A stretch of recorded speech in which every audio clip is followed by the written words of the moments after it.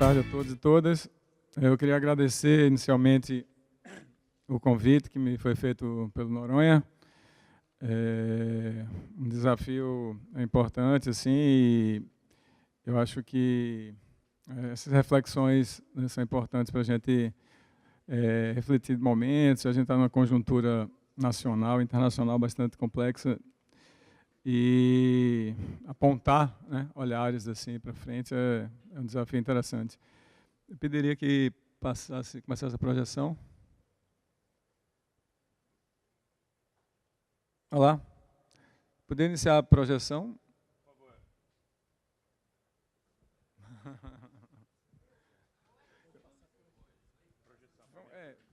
Tá. Não, já coloquei André. Já está aí.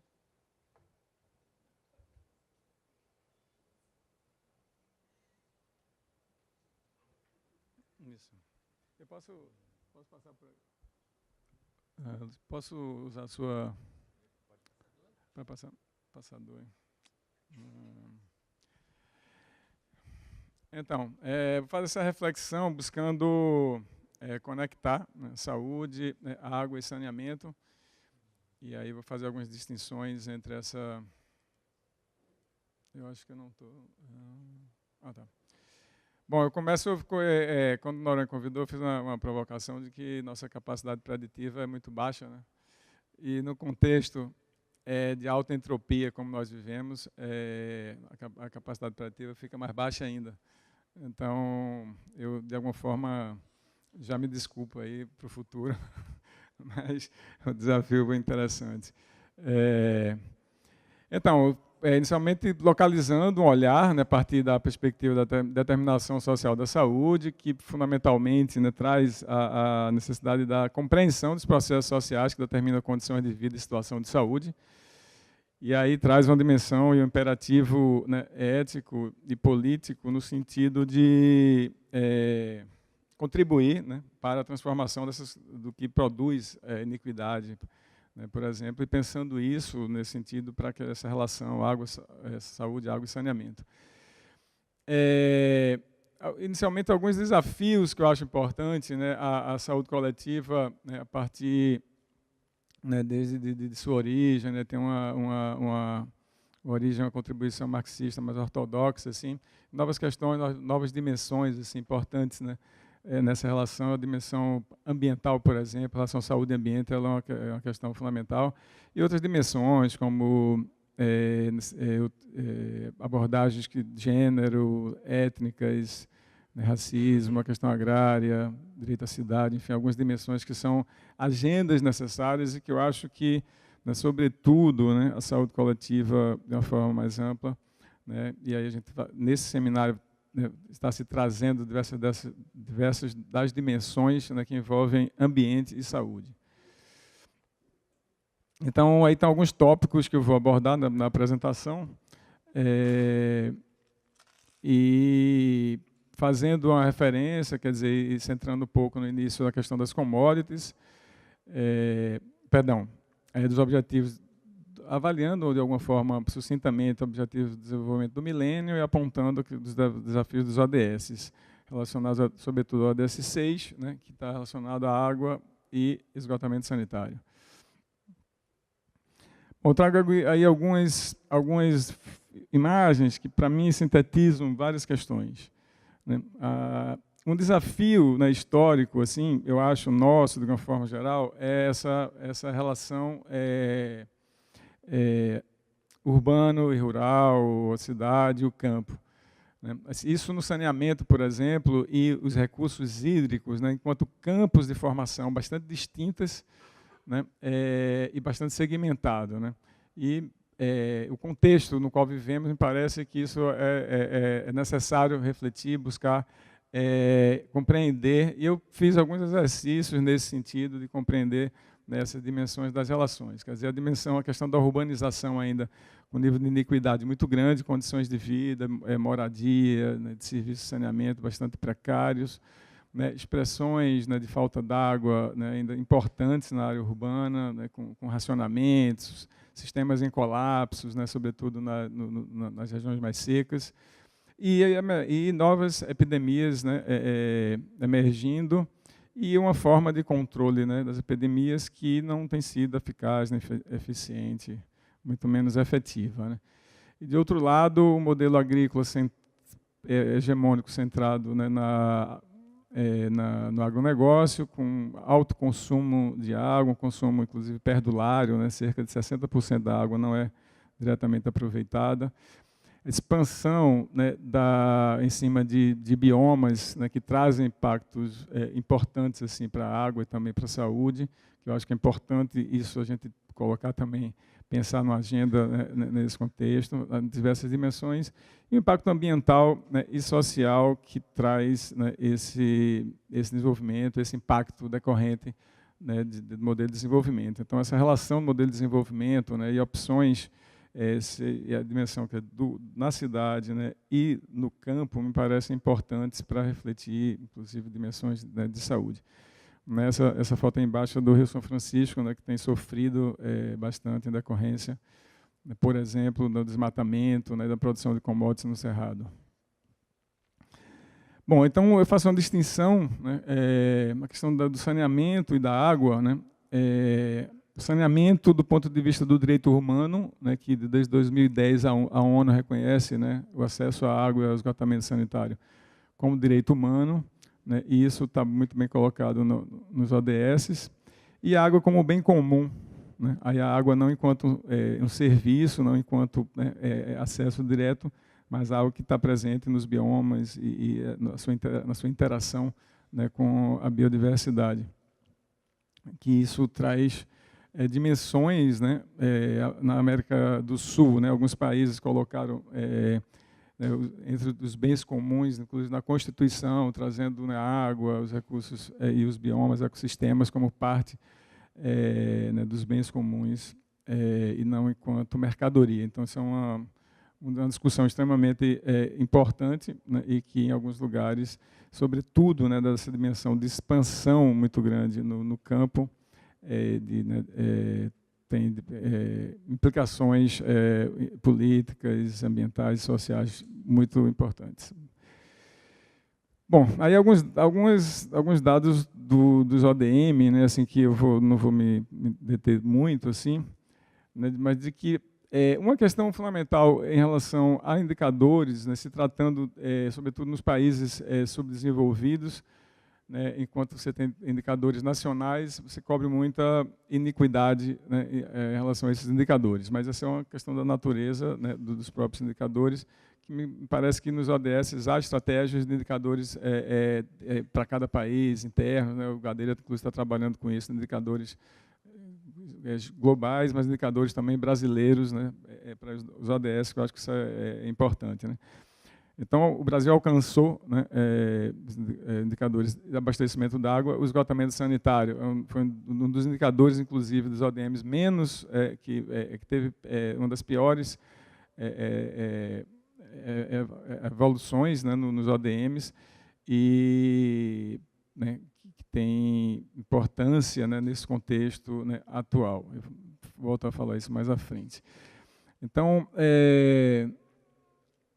você tem um contingente muito grande ainda de pessoas que não têm nenhum acesso, né, ou acesso a serviço de forma muito inadequada, né, e 1 bilhão de pessoas ainda no planeta que defecavam a céu aberto, né.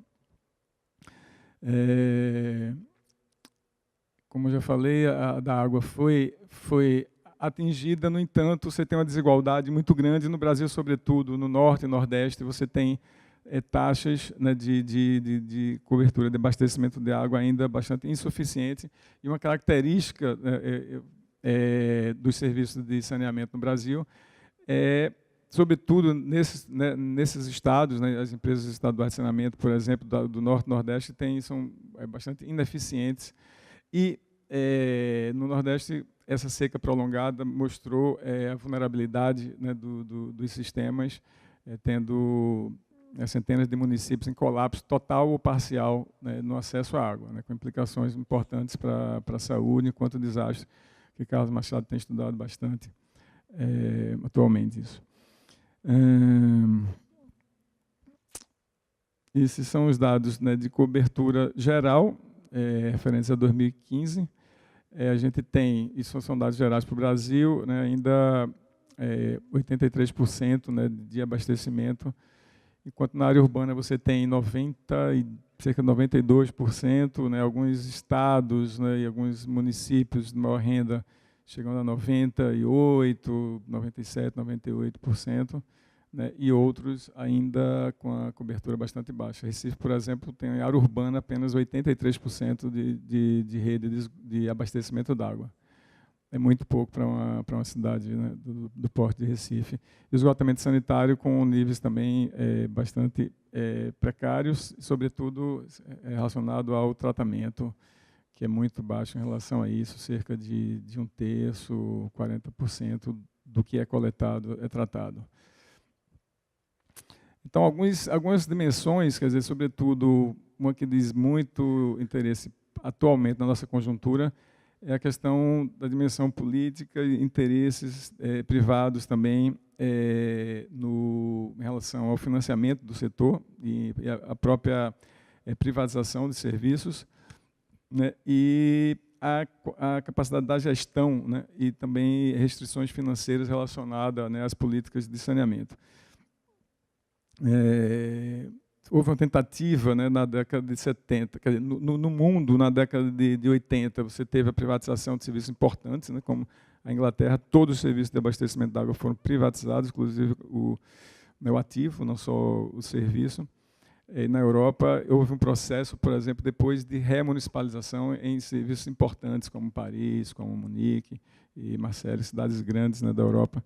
É um processo de reversão exatamente pela ineficiência e precarização dos serviços, né, pela iniciativa privada.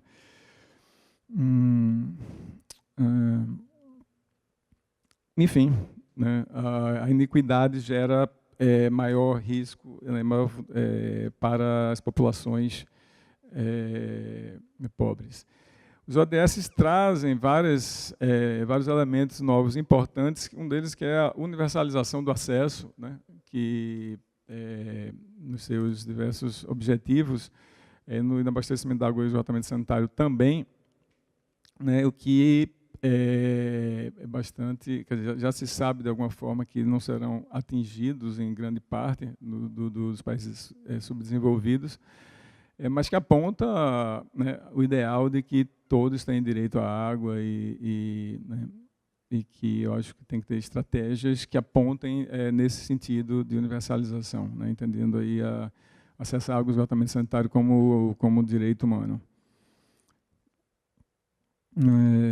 Bom, o 6 especificamente, né, a esses dois temas, né, e essa ideia de que ninguém deve ser deixado para trás, eu acho muito boa esse lema geral dos ODS.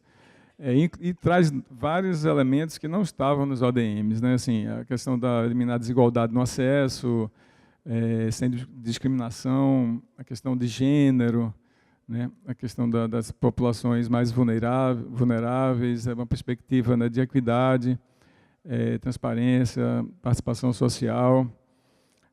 Então, um conjunto, né, de direitos e de ideais que tem envolvido nos ODS. Então, acho que isso é uma questão importante e traz também outras dimensões que não estavam previstas, como qualidade de água, reduzir a poluição, aumentar o tratamento de esgotos, aumentar a eficiência, né, como eu falei, bastante necessário no Brasil e nos demais países subdesenvolvidos.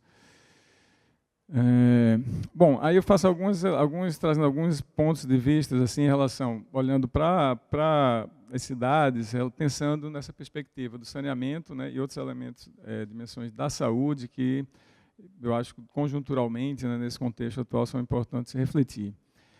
Então, bom, há uma iniquidade no espaço urbano, né, a questão da infraestrutura urbana, quer dizer, perspectiva de urbanização, serviços, quer dizer, problemas de infraestrutura e de serviços, né, de saneamento, também o acesso à habitação adequada, bastante precário ainda, o que contribui, né, e contribui fundamentalmente, sobretudo no Nordeste, para a tríplice epidemia, né, que tivemos desde 2015, né, aqui no Brasil. Então, é um contexto, né, que, bom, eu vou trazer mais elementos, a minha reflexão depois em relação ao que eu acho que para frente, e o que esse contexto ele pode trazer. Então, sobretudo, quer dizer, o Sudeste e Sul, né, sempre tiveram altas taxas, assim, com algumas características de iniquidade, sobretudo no estado de Minas Gerais, por ser um estado muito grande, o Centro-Oeste, né, também alguns territórios com serviços bastante adequados, mas a região Norte e Nordeste também, né, com serviços bastante precários. No Brasil, nós temos uma média aí cerca de 40% ainda de perda de água na distribuição. Isso é um nível de eficiência muito baixo, né? Assim, ou seja, toda a água produzida apenas se perde 40%, né, na rede de distribuição. Né? Recife, isso é 53%. Né? A gente tem uma cidade de Jaboatão, que é ao lado de Recife, estava com 73% de perda na distribuição. Ou seja, isso é um absurdo. E se investe recurso na ampliação de sistemas da produção, ou seja, de estações de tratamento, e não se consegue maior eficiência, né, na distribuição. Então, isso é um grande problema, de fato, de gestão, né, que perdura, né, décadas ainda. Outra questão que eu acho que tem que se pensar, né, esse é o estudo, né, que Carlos e o Cristóvão conduzem, que tenho participado um pouco, assim, a questão do semiárido. Né? Nós tivemos nessas secas aí, desde 2012, centenas de municípios em colapso total, ou seja, sem nenhuma água na rede, né, e outros com colapso parcial. A ANA, a Agência Nacional de Águas, considera colapso a partir de 4 dias sem água. Se tiver um município no mês, 5 dias sem água, por exemplo, seguidos, eles consideram isso situação de colapso. Né? Então, esse é um problema que é preciso ter uma reflexão bastante importante, porque a tendência, pelo menos a projeção com mudanças climáticas, é que isso se agrave. Isso é um contexto bastante duro. Né? Os esgotamentos sanitários têm uma cobertura baixa, também com baixíssimo tratamento, como eu falei, e o nível de poluição, né, dos recursos hídricos superficiais bastante intenso no Brasil. Isso é um quadro que nós conhecemos. E a dimensão das arboviroses, que eu acho que é uma questão, né, central na questão urbana, né, a gente tem política de controle, né, de vetores, em que a gente tem, desde a década de 80, né, um aumento sistemático da incidência de dengue no Brasil. Né, e, desde 2015, esse foi um aumento que nós fizemos em 2016, né, para refletir um pouco sobre isso, né, da estratégia que precisa ser revista. A política de controle de vetores é absolutamente ineficaz e centrada no mosquito e no uso químico. Né? Então, bom, aí tem alguns elementos, que foi um trabalho que eu fiz, não vou também me deter neles, mas há um conjunto de aspectos que podem ser redefinidos, né, tanto do ponto de vista da saúde, quanto articulando, né, com outros setores. Eu acho que essa é uma dimensão intersetorial que nessa epidemia, né, pela sua gravidade, pela sua tragicidade, assim, não foi explorado né, na medida em que há uma centralidade no mosquito, né, e não nos criadouros. Né? Então, acho que essa é uma estratégia que precisa... E que há uma tendência, né, tem alguns trabalhos recentes que mostram, quer dizer, do ponto de vista das mudanças climáticas, com aumento de temperatura, né, a probabilidade de expansão com aumento da temperatura, do ciclo de vida do mosquito, da sua capacidade de reprodução, do aumento da longevidade, né, da fêmea. E tem outro estudo que ainda não foi publicado, né, mas que traz a associação entre desmatamento e uma associação direta com o agronegócio, né, e os novos vetores, os novos patógenos. Né. Então, isso me parece também, pensando para o futuro, assim, uma dimensão que é bastante significativa, né, né, para pensar, sobretudo no Brasil, né, olhar com bastante cuidado, né, esse processo. Bom, aí também são esses estudos que me referi, tem a questão da febre amarela, né, que com risco, né, de urbanização, que também com o aumento da mobilidade geral que nós temos, né, a cada tempo, né, maior mobilidade, aumenta também esse risco de novas epidemias. Do ponto de vista político, em relação a gestão e serviços de água e saneamento. Quer dizer, Temer, logo no início do governo, ele já anuncia a privatização de companhias estaduais de água e esgoto, né? Aqui no Rio de Janeiro a gente já teve a SEDAI, que foi vendida, né? Quer dizer, na verdade ele está no processo foi autorizada a sua venda, está no processo de ser vendida e ser vendida, foi o mesmo que aconteceu na Inglaterra, ser vendido todo o ativo, né? Não só a prestação de serviços, né? Porque, em geral, as concessões privadas eram através de prestação de serviço, né? Privado, por concessão durante 20, 25, 30 anos, né? O que está se propondo agora é a venda de ativo, ou seja, vender toda a empresa, todos os sistemas que estão, né, as estações de tratamento, enfim, tudo, né? Então, já foi a partir dessa lei complementar, né, estabelece que para você acessar o recurso no governo federal, você precisa estar na sua agenda a privatização da companhia estadual, né, de água e esgoto, e tem 18 estados que aderiram, né, a essa lei e que potencialmente, né, podem privatizar, né, os serviços. 8 já estão mais adiantados nesse processo, né? E eles estimam que no início do próximo ano, no primeiro trimestre do próximo ano, sejam privatizadas até 8 companhias estaduais de água e esgoto, né? Num contexto que a gente tem ainda, sobretudo, né, nos estados, né, que são tem gestão mais precária, menos cobertura, né? Isso é muito grave, né, porque uma característica desses processos de privatização é não investir, sobretudo, no esgotamento sanitário, em áreas, em favelas, por exemplo, apenas melhorar a manutenção e o abastecimento de água no sentido de minorar custos e maximizar lucro, né, aumento de tarifa e tal, como acontece em outros serviços. Então, essa é uma dimensão também bastante preocupante, no sentido de essas características, né, urbanas também, de favela, né, e tal, com questões importantes, né, de qualidade de serviços, né, que potencializaram, por exemplo, né, a questão da emergência dessa tríplice epidemia. Isso, no cenário futuro, me parece que é uma grave questão, né, e um risco que nós temos só desse ponto de vista, né, implicando, né, e sem falar na qualidade do acesso, né, na ampliação do acesso, que isso ficará bastante limitado. Pernambuco privatizou o serviço de esgotamento sanitário, foi concessão privada, né, para a Odebrecht. 5 anos não foi implantado nenhum metro de rede de esgoto.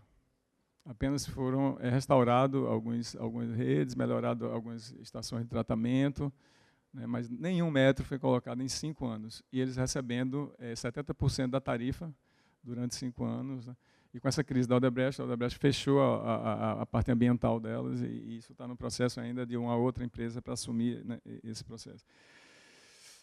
No caso da Sabesp, por exemplo, né, a crise hídrica de São Paulo, essa é uma questão importante, porque se fala uma discussão de querer naturalizar as crises de acesso à água como se fosse problema de São Pedro, de escassez de chuva e tal, quando, na verdade, em geral, está relacionado à perspectiva política e de gestão. A Sabesp, a Copasa e a Sanepar, que são, né, empresas e estados governados pelo PSDB, têm uma estratégia de abrir o capital em bolsa de valores, na bolsa de Nova York, e isso fez com que fosse minimizado os investimentos de manutenção e operação e também ampliação de acúmulo de água, fazendo com que o colapso tivesse acontecido, né, em São Paulo, e o regime pluviométrico não explicaria o fenômeno que aconteceu, né, fundamentalmente por um processo, né, de abertura de capital em bolsa de valores dessas empresas. Bom, a questão do campo e a cidade do campo, quer dizer, alguns elementos que eu busco trazer aí para essa reflexão, né. A gente tem um consumo médio, né, no perfil do consumo no Brasil de 72% para a agricultura, né, e um nível baixíssimo, né, de uso, ou seja, de uma baixa eficiência também, com cerca de apenas 40% sendo utilizado. Cerca de 7, 8% para consumo humano e 20%, né, está errado, rural, ali é para a indústria. 20, 21% ali é para o consumo industrial. Né? O consumo humano, como eu falei, assim, precisa melhorar muito a eficiência, mas a proporção de água para consumo humano é muito baixa comparado com a água para consumida na agricultura. Né? Então, sobretudo, com as tecnologias que são usadas para a agricultura, como pivô central, que é bastante ineficiente, também por inundação, né, que também é bastante ineficiente. Então, acho que essa é a reflexão, né, que a gente precisa fazer. Há sempre a construção de um discurso de crise hídrica, né, quando, na verdade, né, se busca pensar em estratégias, né, de maior concentração de água, né, sobretudo, por exemplo, no semiárido, na tradição, né, do combate à seca, de grandes obras, grandes megas açudes, né, que, de alguma forma, a política da transposição é um processo também de concentração de água, na medida que a transposição também 70% da água prevista para a agricultura. Né. E uma questão gravíssima que a gente tem numa conjuntura que era impensável, né, anos atrás, é a privatização de aquífero. Né. Toda a água no Brasil ela é do Estado, né, regulada por governos estaduais ou pelo governo federal. Né. E o aquífero Guarani ele é transfronteiriço, tem mais 3 estados que fazem parte do aquífero, apesar do Brasil ter cerca de 2/3, né, da área, né, desse aquífero. E as negociações parecem estar bastante avançadas, né, com a Nestlé e a Coca-Cola na ponta assim, para privatizar. Eu não consigo nem vislumbrar como que isso vai acontecer, né, na prática, mas possivelmente concessão de uso, né, privado dessas águas, com concessão, enfim, porque privatizar o bem água é algo que, na nossa cultura, na nossa história, isso está bem distante, mas é um processo bastante avançado, né, de apropriação de bens comuns. Bom, uma dimensão que me parece fundamental, né, para compreender a questão da relação saúde... Tá, ok, eu estou acompanhando. A produção de commodities, né, a centralidade né, que não só o Brasil, mas toda a América do Sul, né, e também a América Latina, teve no processo, né, de priorização, né, da estratégia de produção de commodities para fazer superávites primários. E há um impacto ambiental extremamente significativo. Né? Acho que essa é uma questão que precisa ser bastante, eu acho que nós temos que olhar bastante, com bastante profundidade. Eu acho que, do ponto de vista da saúde, a gente tem pouca aproximação com esses impactos ambientais. Né? A questão dos vetores, né, como eu já me referi, é uma expressão, né, desse impacto, mas isso afeta também povos e comunidades tradicionais, sobretudo. Né? O modo de vida tradicional bastante afetado. Né? E estamos, desde 2012, com a mudança do Código Florestal, com um aumento bastante significativo. Né? Aumentou 75% no Brasil a taxa de desmatamento após a mudança do Código Florestal em 2012. Né? Então, e novos... Matopiba, não sei se vocês conhecem, que é aquela região, do Bahia, Tocantins, Piauí, né, e Maranhão, né, que são 73 milhões de hectares, né, a serem explorados pelo agronegócio. E nós temos uma questão fundamental para entender isso também, que eu não estudei ainda devidamente, não é tanto o meu interesse, quer dizer, o processo da financiarização do capital que ocorreu no mundo todo, isso na produção de commodities no Brasil, sobretudo nos grãos, né, inclusive com os fundos de pensão de empresas estatais, né, investindo e fazendo grilagem nessa região do Matopiba. Né. Nesse momento está acontecendo uma caravana, que eu iria, inclusive, mas por outros motivos de agenda não pude ir, inclusive com entidades internacionais, né, denunciando essa questão da grilagem de terra e fundos de pensão de empresas estatais, né, relacionada à grilagem e, né, o desmatamento intenso nessa região. Esse é um gráfico que mostra o aumento do desmatamento na Amazônia, sobretudo associado, né, à pecuária, né, e também com a expansão recente né, do aumento, né, da desmatamento na Amazônia. E com a flexibilização que houve recentemente também para áreas de povos e comunidades tradicionais. O Google fez um convênio com o INCRA, né, e ele mostra assim, as manchas verdes, né, na Amazônia, todas elas estão relacionadas com áreas de reservas indígenas e de outros povos tradicionais, as áreas que são protegidas, e isso está sendo flexibilizado, né, no atual governo. Né, isso é uma questão também. E não só o desmatamento, né, sobre a Amazônia, sobretudo pecuária, né, o cerrado é prioritariamente grãos, né, e você tem também a mineração, hidrelétricas, né, retirada de madeira, né, isso causando uma fragmentação em diversos territórios, né, que aumenta a incidência solar, né, com processos danosos em relação à própria floresta. Né. Não só o desmatamento, mas também um processo mais amplo que, né, alguns autores trazem como sendo também importante. Enfim, então, né, alguns autores trazem, né, que, quer dizer, a agricultura industrial no planeta, né, já estão caracterizando como a sexta extinção em massa da vida no planeta. Né, a última foi dos dinossauros há 65 milhões de anos, né, que nós já estaríamos nesse processo. Né. Aí são alguns autores que têm essa discussão dos ambientalistas e tal, mas, de fato, né, há uma perda de biodiversidade. O Cerrado a gente já tem mais de 50%, né, desmatado. Né, o Cerrado é um bioma importante assim, no planeta, né, um bioma que tem pouca...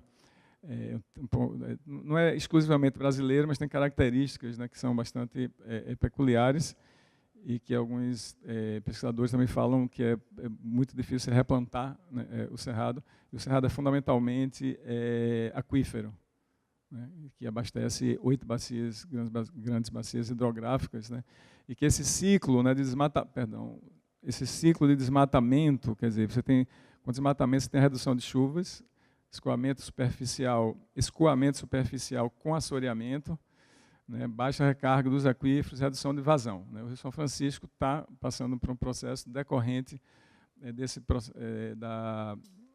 do desmatamento. Você tem 2 grandes aquíferos, o Bambuí, no norte de Minas, né, e o Urucuia, no oeste baiano, né, que fornecem ambos, quer dizer, 70% da vazão do Rio São Francisco, né, com um processo de redução de recarga, né, dos aquíferos bastante importante. Meu tempo está esgotando. Bom, uma expressão desse processo, né, que aí é uma coisa que eu tenho estudado, né, ultimamente, mas é o conflito no campo decorrente desse processo de implantação de grandes obras, né, e da expansão do agronegócio. Quer dizer, a produção de commodities você tem, quer dizer, a produção, ou seja, no território de produção, ou seja, uma área mais extensiva, como pecuária, como produção de celulose, como grãos, né, e você tem transporte e tem embarque. Né, e todo esse processo você tem, são extremamente impactantes ambientalmente e também socialmente. Então, assim, esse ciclo, né, da produção de commodities é importante ser compreendido, né, em toda a sua extensão, né, e recentemente os conflitos aumentaram substancialmente, e uma característica, que esse é o destaque que eu queria fazer, é que você tem um aumento, sobretudo, quer dizer, um aumento significativo a partir de 2009, em povos e comunidades tradicionais, deixando, inclusive, o campesinato, ou seja, conflitos por reforma agrária, está em terceiro lugar hoje no quantitativo de conflitos no Brasil. Você tem indígenas poceiros, ou seja, camponeses que são poceiros, que estão, né, exatamente pela expansão, né, desse processo, né, de produção de commodities. Bom, isso é uma pesquisa que eu faço, enfim, características que são padrões, né, em situações de mineração, né, de grandes empreendimentos, né, que eu chamo de processo de vulnerabilização que esses povos e comunidades tradicionais passam, não só povos e comunidades tradicionais, mas, enfim, né, os grupos que vivem ao longo, no entorno desses empreendimentos. Bom, aqui foi um exercício, eu botei esse nome também de uma forma provocativa, né, então, assim, a questão da concentração de água em grandes consumidores, né, a questão da escassez, né, e grandes obras, é preciso estar, né, atento a essa, né, essa dialogicidade aí. A privatização, né, reproduzindo o padrão de iniquidade, né? A privatização, do meu ponto de vista, não vai universalizar acesso de água nem de esgotamento, coisa alguma, né? Vai manter o que tem de uma forma, do ponto de vista de maximização de lucros. Enfim, a redução de biodiversidade, esgotamento de mananciais, ocorrência de mais epidemias, com novos vetores e patógenos, ampliação de conflitos. E, para não dizer que não falei das flores, acho que foi falado hoje de manhã, acho que o Gustavo falou, quer dizer, a agroecologia, a agrofloresta no Brasil me parece algo que tem trazido, né, boas novidades, e acho que tem construído, inclusive, a narrativa também muito interessante, mas também com o desenvolvimento de tecnologias me parecem muito potentes. E que há também, quer dizer, como eu tenho olhado, né, mais para o campo aí, assim, há uma rede de movimentos sociais, né, assim, no semiárido, uma rede incrível, assim, extremamente potente, bastante criativa, com processos inovadores e também com tecnologias que me parece que podem, de alguma forma, contribuir aí, ou se constituir em resistências, ou talvez em insurgências. Era isso, então. Obrigado.